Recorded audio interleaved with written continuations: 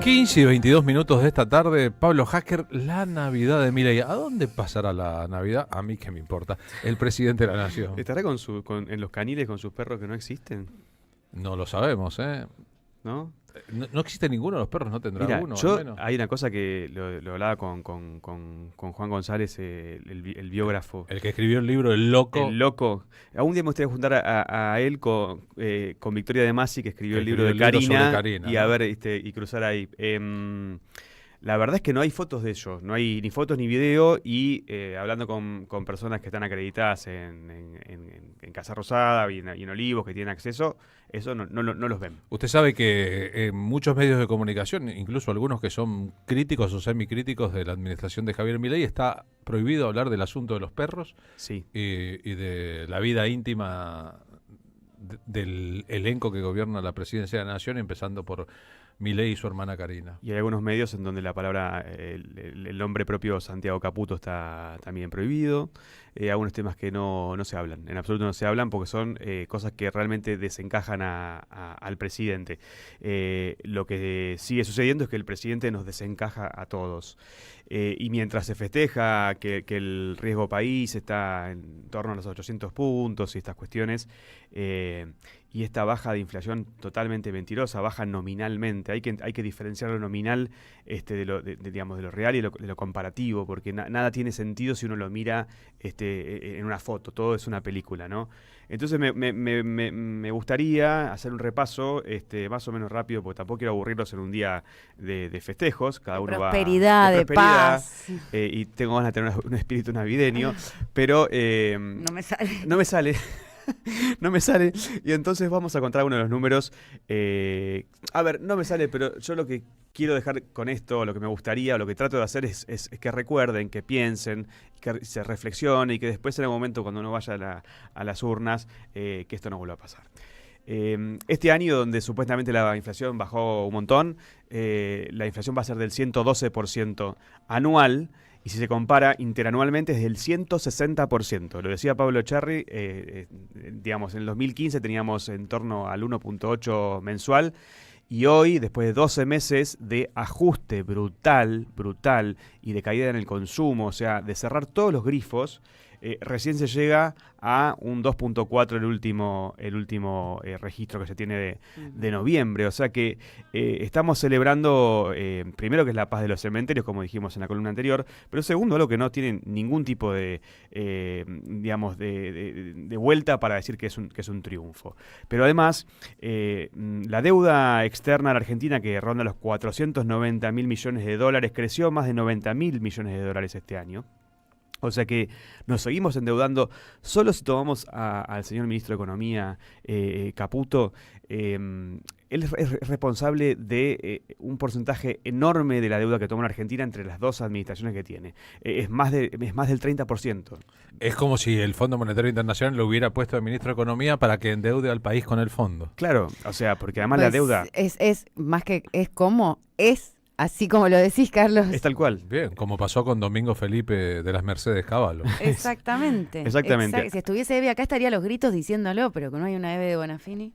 Bueno, pero esto no hay que dejar de decirlo. Los argentinos estamos cada vez más endeudados. Venimos de un macrismo que levantó una deuda tremenda, pagadera a 100 años. Este año siguió incrementándose la deuda, y ya están anunciando un nuevo acuerdo con el fondo. El asunto es que además es deuda para pagar deuda, no, Claro, no por deuda supuesto. para construir autopistas Para nada. o sanatorios o hospitales o escuelas públicas. Para prestársela al central, para que siga timbiando. No, absolutamente. Bueno, introdujiste un tema que iba más adelante, pero lo voy a tocar ahora.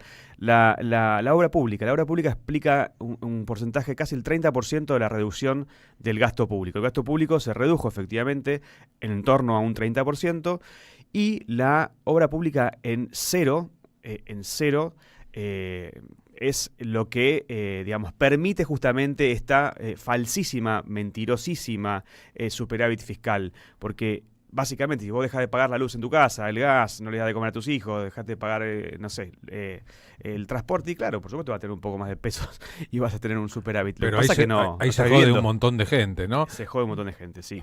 Y en lo que se jode un montón de gente está el tema que yo vengo advirtiendo hace un tiempo, que es la desocupación, que ronda el 6.9%, que es lo que más va a estar en boga el año que viene.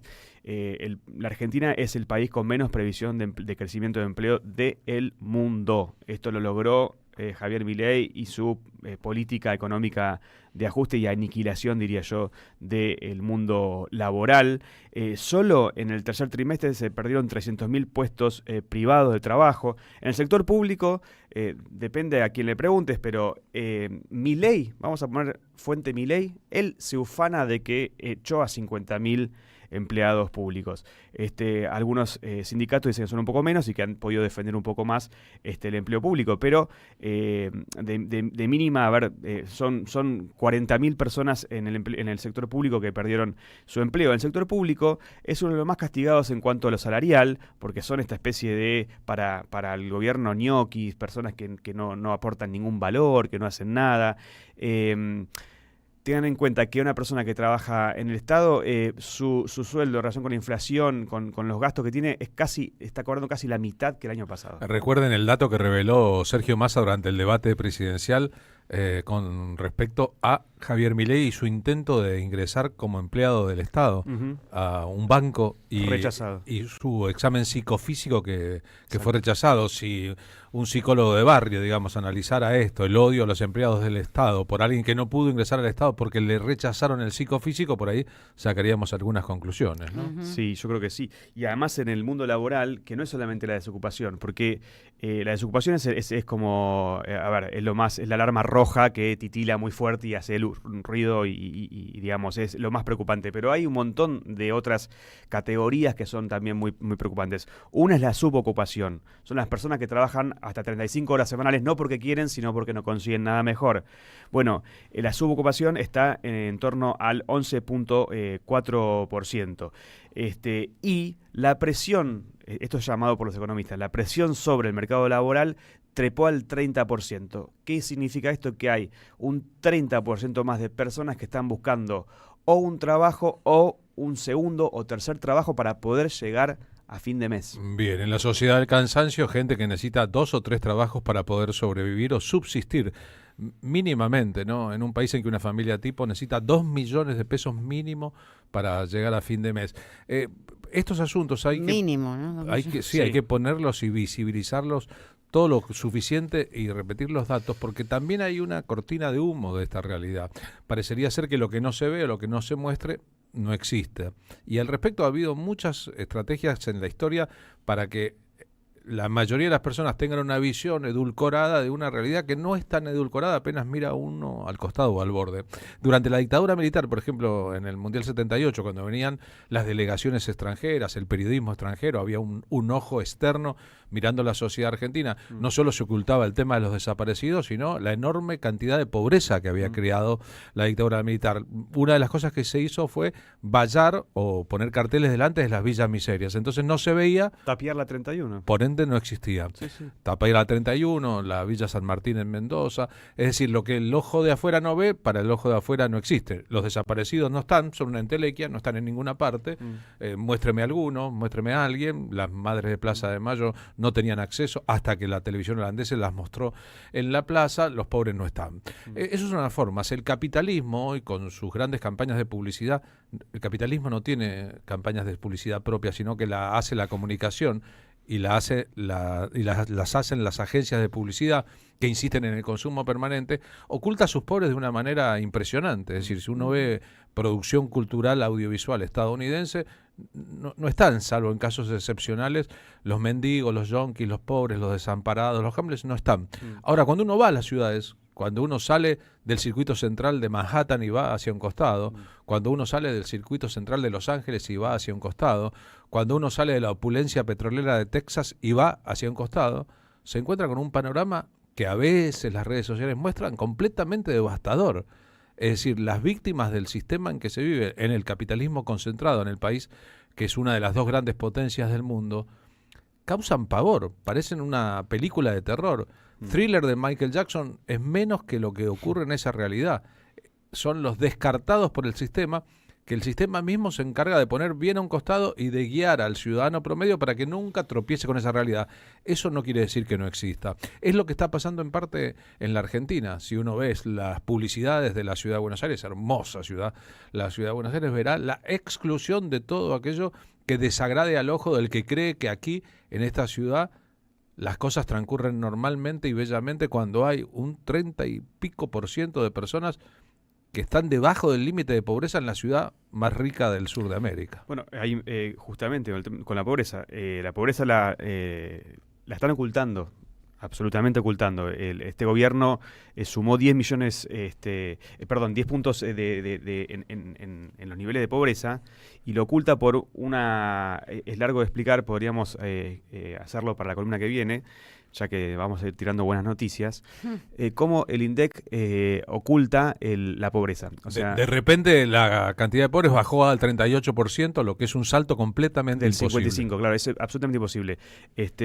La compañía La Colo, que está en C5N, que es así, es una muy buena periodista y que toca temas económicos, lo explica muy bien. Vamos a llamarla... Vanessa Petrillo, ¿no? No, La Colo. La Colo.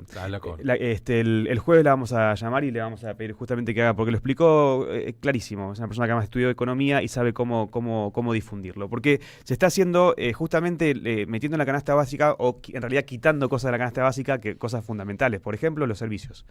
O sea... Que aumentaron 400%. Claro, por ejemplo, ¿no? los servicios, ¿no? O sea, cualquier persona que vive en esta Argentina y paga Nord, Sur, Metrogas, aguas, se da cuenta que eso pasó a representar un porcentaje de su salario. Si tiene la suerte de tener un salario en blanco, que digámoslo, no o sea, es la eso mayoría. cambia la cifra de las medición, pero no cambia la realidad. Es Claro. decir, si los limones están caros, por ejemplo, y las manzanas están baratas, pones en el índice que mide la inflación a las manzanas que están baratas y sacás a los limones y te da para abajo. La realidad es muy distinta. Es No, muy y van a distinto. tener una propia empresa de medición también. Bueno, en los últimos 3 numeritos para terminar, pum, para arriba.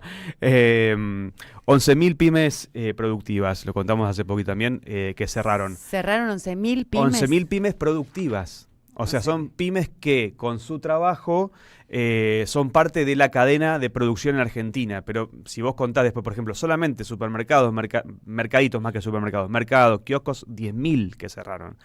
En el rubro gastronómico la caída es monumental. Esa encuesta sobre la cantidad de kioscos que cerraron es de la principal embotelladora de bebidas del mundo, que depende en buena parte de la venta en kioscos y supermercados. Claro, Sacó la cuenta la empresa Coca-Cola y se dio cuenta de que había 10.000 kioscos menos donde depositar sus productos. O sea que no le conviene esto. No solo no le conviene, sino que además han proliferado las segundas y las terceras marcas, algunas de la propia empresa, es bueno decirlo. Sí, para terminar, Milei cerró 13 ministerios, el ajuste, lo dijimos, que aplicó es del 30%, los jubilados, aunque diga el gobierno que ganan más y que están mejor, muchachos, por favor, no tienen abuelos, no tienen a nadie, o sea, no les da vergüenza decir eso. Tienen abuelos, pero no tienen alma. No tienen alma. Lo dijo Eduardo Blanco, el actor, el otro día en la mesa de Mirta. Claro que cierra este modelo si matas a 2 millones de jubilados. Y es lo que están haciendo. Claro, el modelo cierra con la gente afuera. Los modelos debían cerrar con la gente adentro. Sobre la pobreza endémica en la sociedad argentina, que este gobierno no hace más que aumentar y aumentar y aumentar. Y encima grita los goles de los ricos en la cara de los pobres, la Navidad de Juanito Laguna. La versión del